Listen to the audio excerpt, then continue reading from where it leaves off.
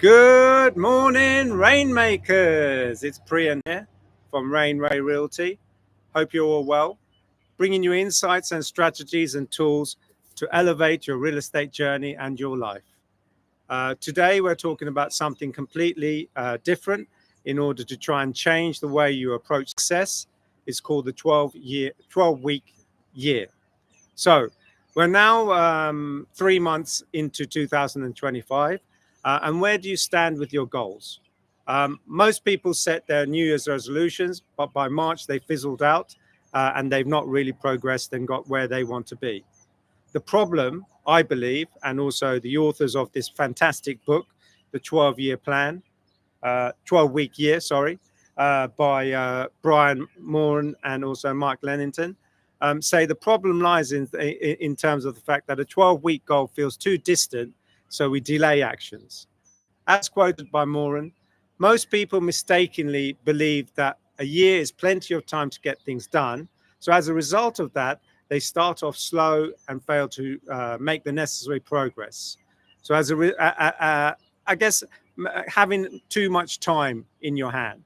But if we could compress that into an entire year's worth of progress into just 3 months, that's what the episode is all about today, trying to make you understand how by creating deadlines and also short timelines, there's a more urgency created. So with a 12-month plan, that urgency is created because without it, you don't have any immediate deadlines and we procrastinate. For example, think about when you had exams or a work deadline. When did you actually start working towards that deadline? Probably towards the end or when it needs to be completed. Why? Because you procrastinate, you think about doing it, you think about getting there, but only when it starts getting towards the certain date or the time frame where you think you need to get it done, you will start actually focusing and actually committing to it. Your whole energy, the way you feel, what you do, it really sort of engrosses you and you get much more done in a much shorter time, which you could have got done 2 months earlier, but because there's no deadline there, it doesn't give you the impetus or the drive. Another example, when you're working and you're going on holiday, you tie up all the loose ends and ensure there's a smooth break. Why? Because there's a hard deadline. You get everything done that you need to do because you want to make sure that when you go on holiday, everything is done and any information that is needed is there for your colleagues to see. Moran explains this phenomenon in terms of annualized thinking fools you into believing that you can put things off. When you see the year as 12 weeks, the deadline is always near, so you take action. The idea is simple. A year is too long to stay focused, but 12 weeks, that's short enough to keep your foot on the gas and to feel like there is pressure on you in order to get things done. So the 12-year flips traditional planning on its head. Instead of setting goals, you focus on 12-week cycles. Each week is like a traditional month, so there's no time to waste. Execution is key. Moran states, execution is the single greatest marketplace differentiator. Great ideas are worthless if you can't execute them. So no waiting for next year. 12 weeks, you reset and you go again. So let me ask you this. If you had 12 weeks left in the year, what would you prioritize? The answer will tell you what you need to focus on and should focus on. So how do you make this work for us? Let's break it down into a few steps. So number one, set clear visions and goals. What do you truly want to achieve in 12 weeks? Clarity creates focus. Focus produces action, and action drives results. Again, a quote from Moran. Break it down. Identify 3 to 4 goals that you want to drive major results from. Create weekly and daily tasks.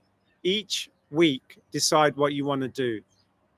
Take small actions and move towards your goal. Importantly, measure your goals. What gets measured gets improved. Track your performance weekly to ensure that you're on track. Accountability. If you fall behind, just adjust and refocus. So the difference between successful and unsuccessful people is that they take action even when they don't feel like it. The 12-week year forces you into consistent execution. So imagine you were able to do this and you get done in 12 weeks what it takes you a year. So by repeating the system 4 times, you achieve 4 years worth of progress in 12 months. Now, this is how top performers operate. They work with urgency and intensity. Moran and Lennington explain, when you set 12-week goals, you work with a level of focus and urgency that is rarely seen in the traditional annual planning. So in conclusion, the first quarter is gone, and we can be excused for not being as productive as we could have been. But we have 3 more quarters left. So instead of waiting until 2026, let's refresh them tomorrow with a 12-week plan. These are the steps to take. Number 1, write down what you want to accomplish by the end of June. Number 2, break it down into weekly and daily actions. Number 3, commit to executing daily and review your progress weekly.